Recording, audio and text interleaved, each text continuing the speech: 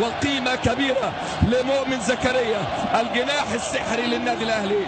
ثالث اهدافه. الله عليك الله عليك يا جماله يا جماله. بشماله حطها له، استلم باليمين وحط بالشمال.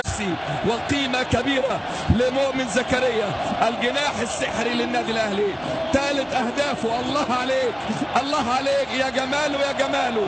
بشماله حطها له، استلم باليمين وحط بالشمال عشان يفضل حسام البدري يفرح كده على طول. اول حكم اللقاء يقول كل شيء.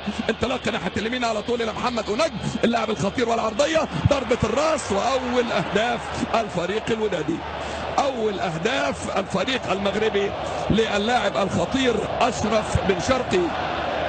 اشرف بن شرقي يسجل وتصبح النتيجه 1-1. لسه بقول لحضراتكم خطر جدا محمد ونجم الجناح الايمن، ونركز مع اشرف بن شرقي. ولكن عموما الهدف للوداد والتشجيع لجماهير النادي الاهلي. جماهير النادي الاهلي تشجع وتؤازر.